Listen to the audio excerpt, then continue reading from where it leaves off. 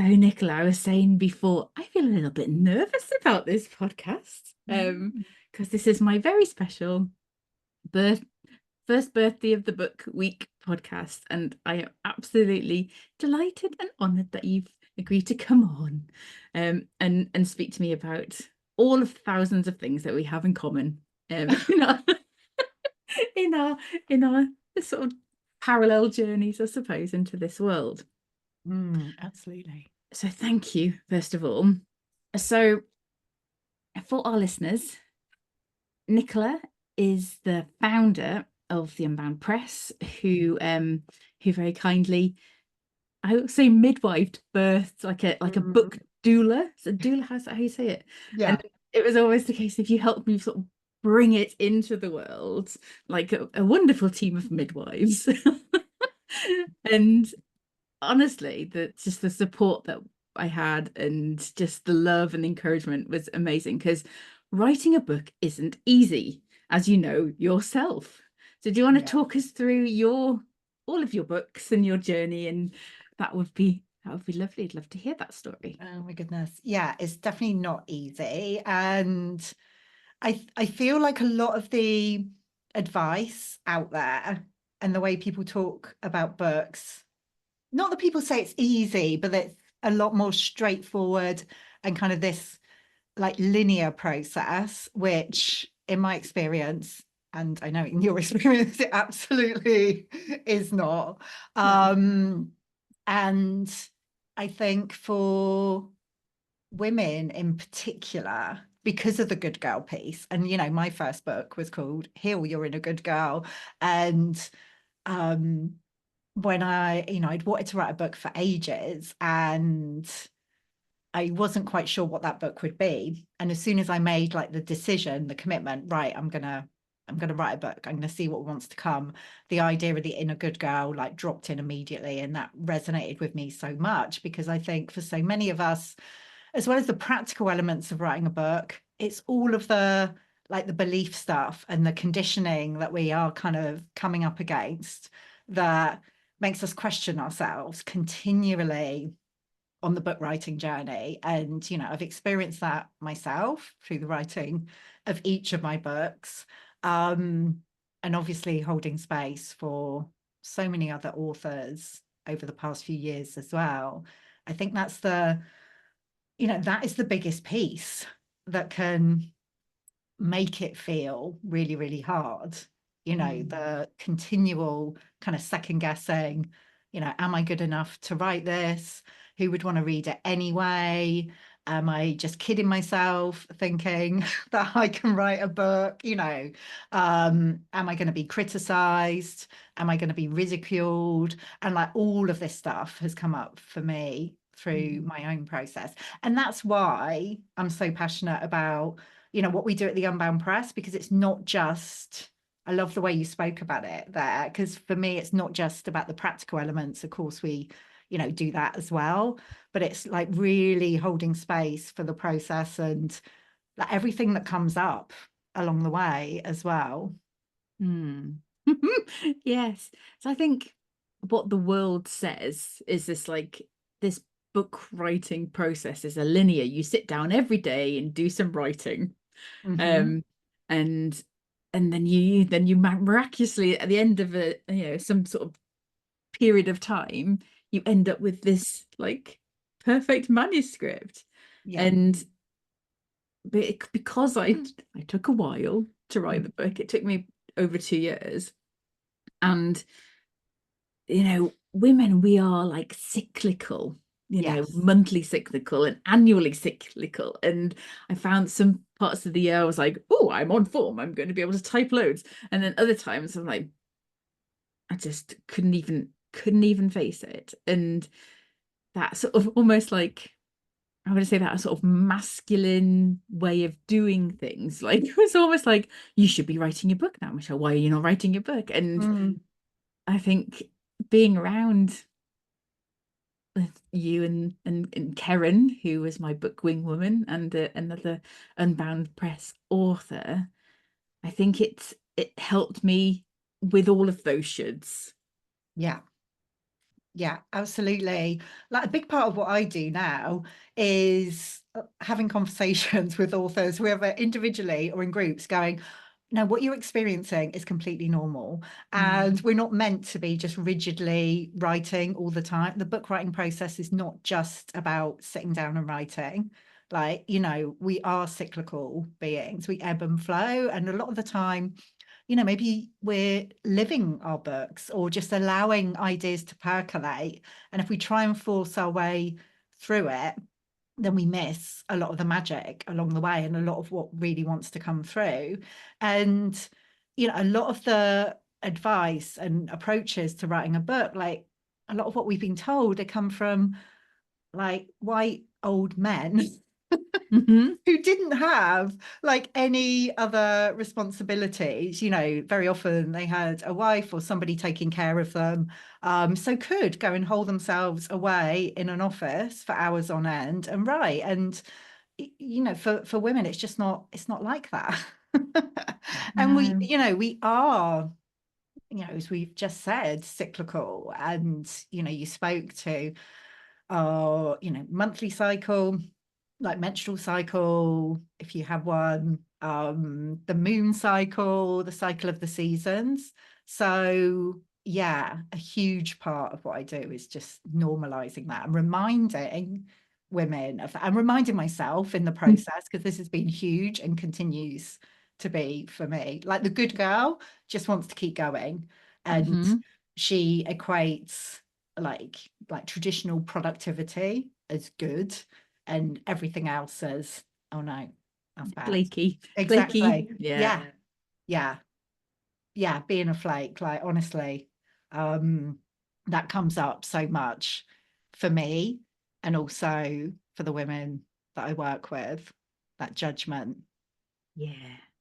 And you mentioned as well that fear of criticism. What will other people think? Because that was Mhm. like, I think there was a lot of that in there for me.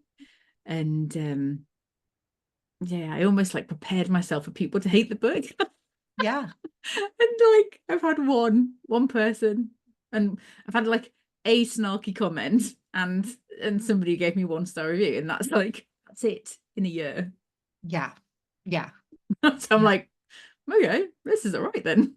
Exactly. Very often we kind of blow it up, you know, the possibility of people criticizing us and, you know, hating our writing and trolling us and all of this stuff. We blow it up into this huge thing and get Mm. right overly focused on that. And we imagine like the very worst people reading our books.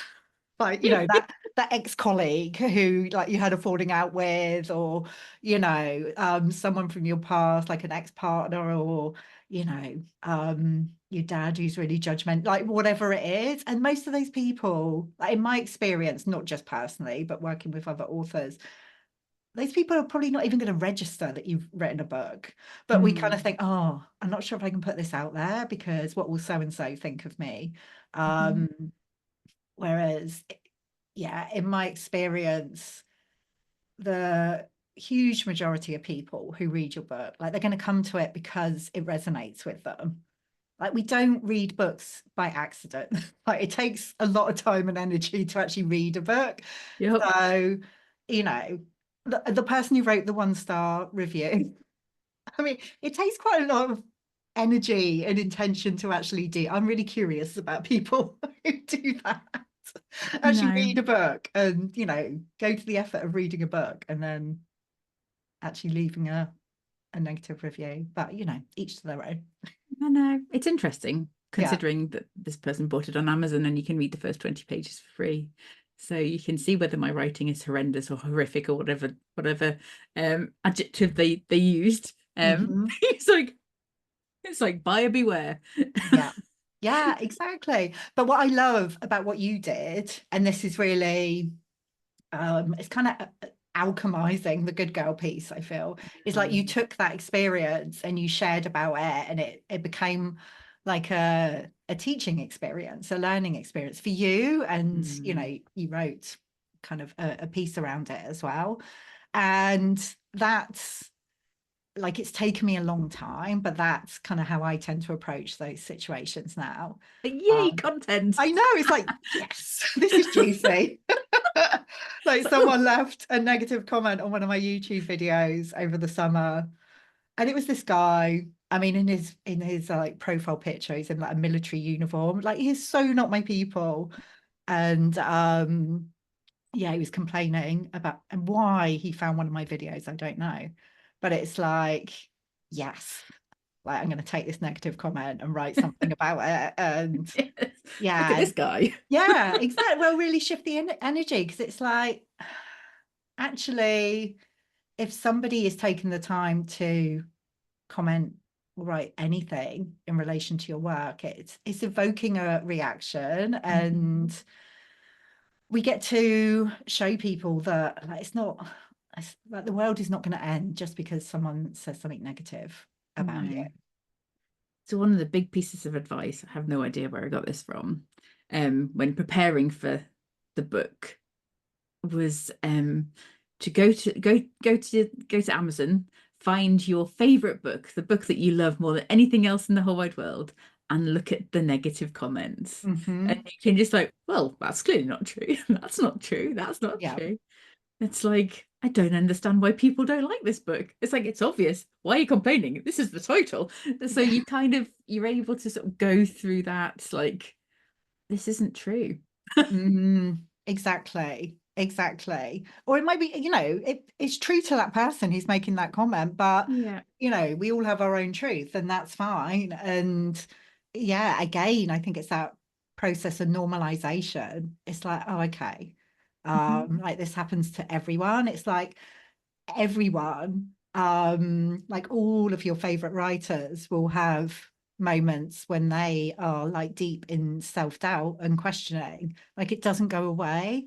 So the more we can recognize that, the easier it is to actually be putting our work out there, whether that's in a book or um, in a podcast or some other way.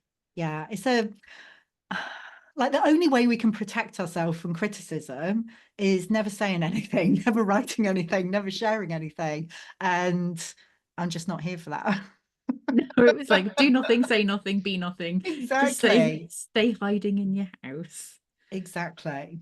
Exactly. Yes. Yeah. No, it's anything. And it's again, if you're writing a book for everyone, nobody's going to love it. Exactly. So Exactly. you have to almost attract and repel. Yeah. I mean, that is a good girl piece as well for me, that need for or desire for external affirmation, and always checking out, well, what will people think of me? So, and I think I experienced this for a huge part of my life, not Mm. kind of writing books, but just the way I was living my life. A lot of the time I was making decisions based on what I thought other people expected and wanted from me. Mm. Um, and a lot of the time that actually wasn't true, but I kind of built it up in my mind. So I was always checking out, like, is this okay? What should I do here? What's the path I should take? What's the decision I should make? And we end up watering ourselves down so much, like we lose track of what we want, who we are, what we want to express, what we believe. Um, so it took me a long time to unpick that and unbind from all of that. Um, yeah, that external affirmation is a big one. I mean, it still creeps in now. Um, but like we can never please everyone. It's just not possible. And what I've found is, particularly through the lens of writing a book, if we're trying to do that, we're going to end up pissing people off anyway, because it will be, either people won't notice us at all, and Hmm. it's almost like we're invisible, or people just pick up on the energy of it, that you're not being authentic, and you'll attract criticism for that. Yes, it's a funny one having that external a focus, because, and I think that I'm going to go on what is me getting my soapbox now. The patriarchy, this, the world that we live in, it's very successful at separating women from their bodies, if that makes sense. Yeah. So if somebody had asked me before I started writing this book, what do you actually want? I would not be able to tell them. What do you need? Not a clue. How do you feel? Fine. is that the socially acceptable answer? Yeah. Fine or busy, Yeah. or generally exhausted, which is fine as well. But having that deep knowing of, who am I? What am I here to do? What do I want to do? Who am I going to have to annoy to get there? And I'm looking back and thinking, wow. I was on the pill from 15 to 30, so all of that wisdom that came with the menstrual cycle, I didn't have access to any of that. Yeah. I didn't know about the moon. I kind of knew ish about the seasons, but I hadn't put them like with the import it has. Bloody hell, the moon moves the tides. We are mostly made of water. Why do we think we are like immune? Are we immune from the moon? That's ridiculous. Immune from the moon? No way. Yeah, but I get that as well. It was only when kind of I left the corporate environment, which you're just so ingrained in that, like 9 to 5, Monday to Friday, every week's the same. Perform. Oh, exactly. And then I started my own business, and thank goodness for the women who were writing and sharing about how we are cyclical beings, and like the moon and the menstrual cycle, and like coming to work, like Lisa Lister, who I love, coming to her work, and Miranda Gray was another one of my teachers around that. And it's like, how did I not know this? And I was in my kind of mid to late 30s then, and I'd been on the pill when I was younger, and I'd met my now husband and had started taking the pill injection, because I was like, it's easy. It's what you do, it's isn't convenient. it? Yeah, exactly.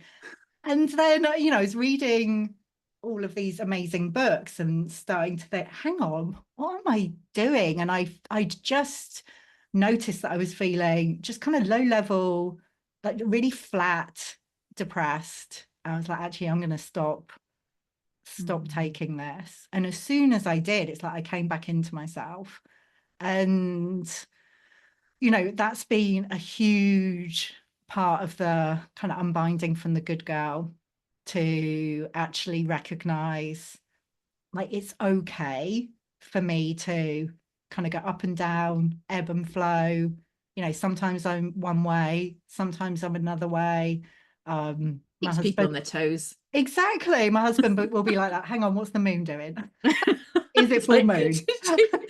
I've got is it what's the name? Yasmin Boland, is that the Oh, yeah. moon? Yeah, Yeah. I've got the diary get every year, and I was like, Yeah. okay, this is why I'm feeling like I want to kill people. Exactly. Exactly. And that's huge. But before I knew about it, I was totally unaware and just living in this really rigid, restrictive way, where I truly believed that only one aspect of me was okay, and everything else is like, oh my God, there's something just so wrong with me.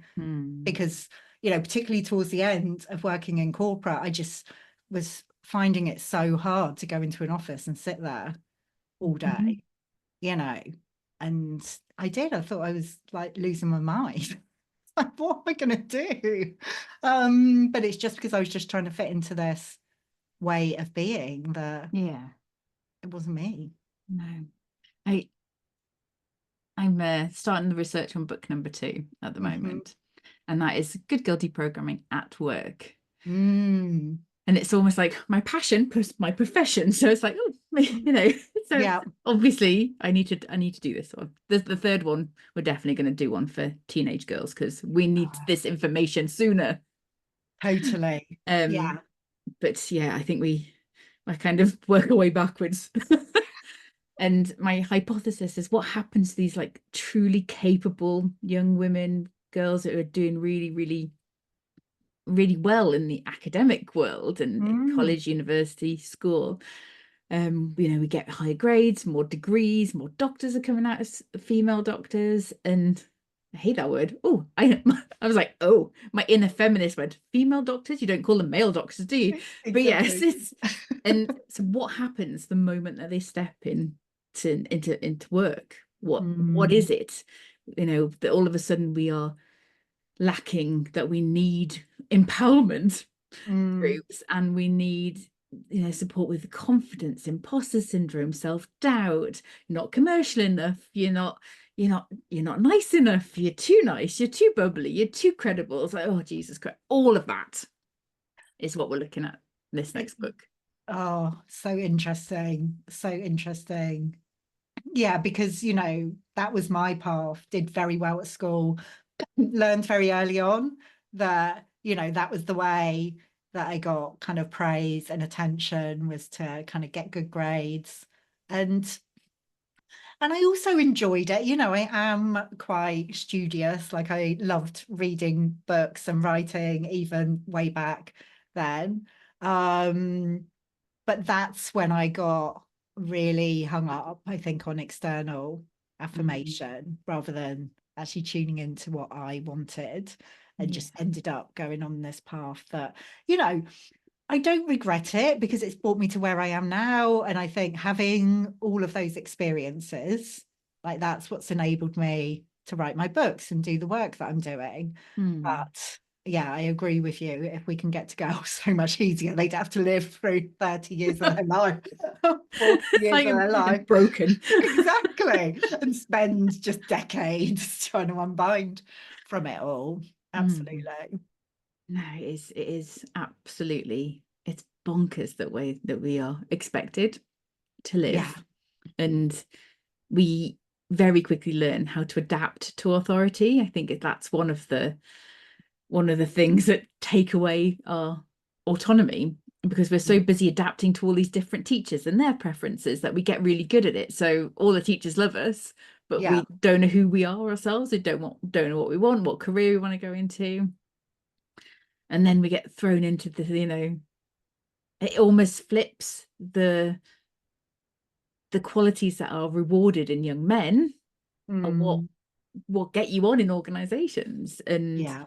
I've had so many women say to me, so I've been telling people about this for like the last 6 months. I'm starting, literally, I'm starting researching. I'm like, oh, um, they all ask me about in organizations, the women, and it's not all of the women at the top, but a certain type of woman at the top who gets there and then pulls up the ladder behind them, Mm, who is more masculine in terms of their energy than all the blokes are. And yeah. it's like, what is that?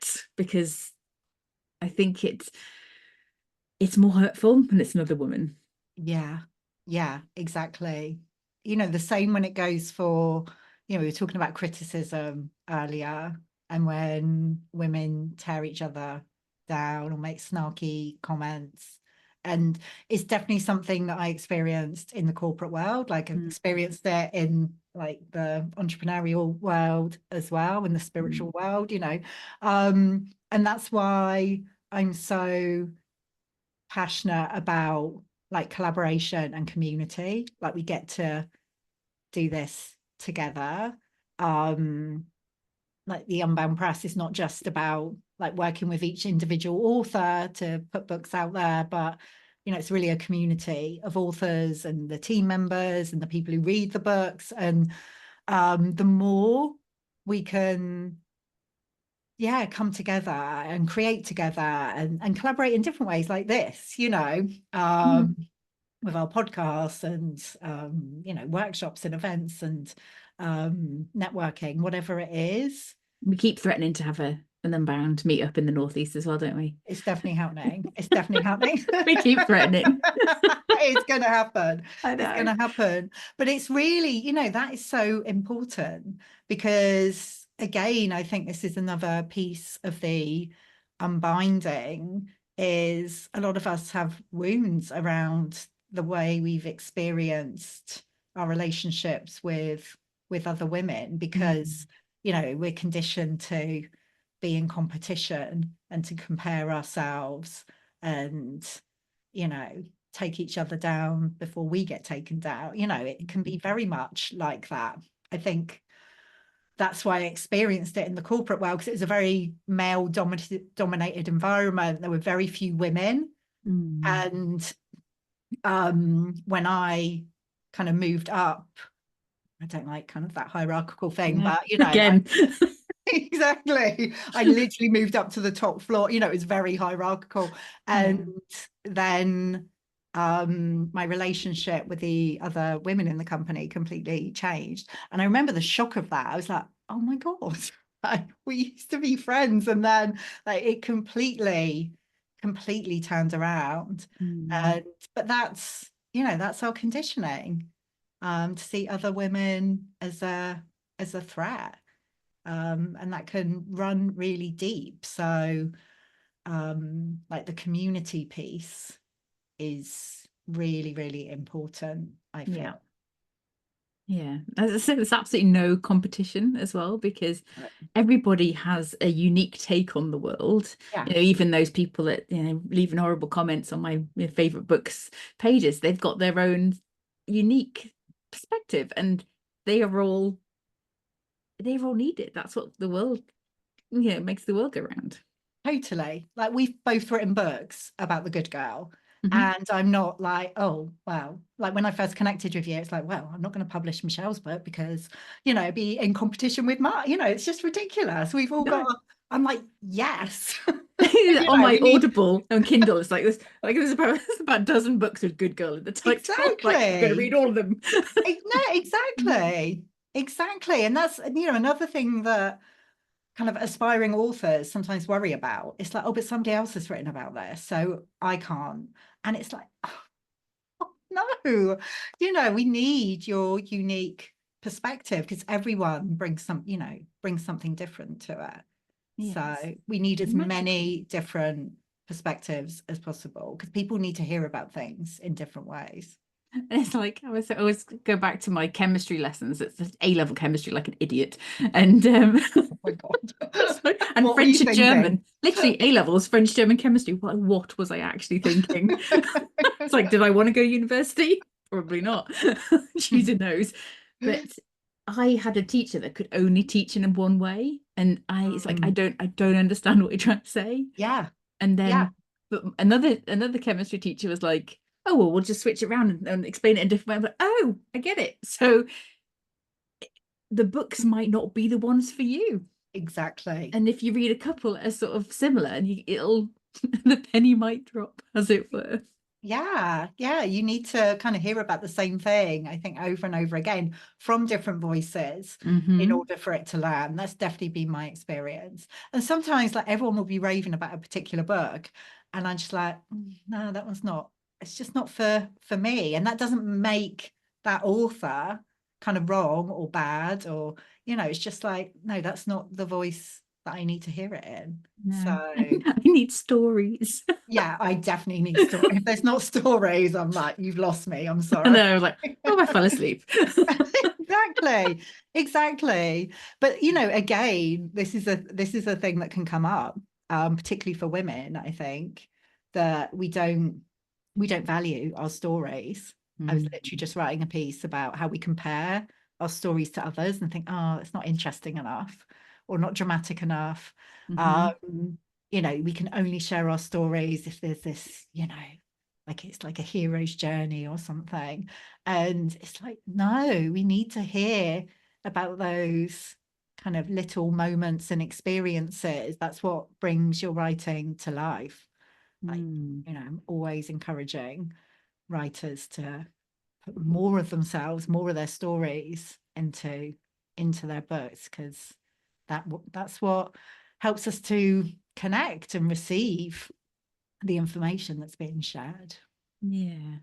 I was invited to facilitate a group probably a year ago now, and the organization that brought me in, they started off with like an introduction. So tell me who you are, your name is, and tell me one interesting thing about you. And what was about 20 people, 15 women, 5 blokes. Guys were able just to tell something random or funny or, something interesting. And literally, I would say 80% of the women on that call, well, they're not that interesting. I was just like, can I just send some books to these people? I know. But even you like mentioning that question, like it makes me, I can feel it in my body. It's like, oh my God, what would I say? And there's loads of interesting things. Yeah. We're having an interesting conversation here. Exactly. But yeah, I feel like, though that can really put us on the spot, because we don't just try to think of like something random and vaguely interesting. It's like, but it's got to be interesting enough. Like it's got to be the most interesting thing about me. Whereas, as you said, men tend to be just, everything's interesting about me. Yeah, they were like, I had Weetabix for breakfast this morning. That's interesting. Exactly. Oh, I could talk to you all day. And I know you're very busy, and I want to keep these like, yeah, what's the word? I've completely forgotten. Small, short. Small. It's like in time, shorter in time that people Yeah. like can listen to it on a dog walk or whatever. And so the question I ask all my guests is that last question. It's like, what question or provocation do you have for our listeners? What can they think about after listening to our chat? Well, it ties in, I think, with everything that we've been talking about, and it's that the good girl desire to kind of hold back and water ourselves down and get it right.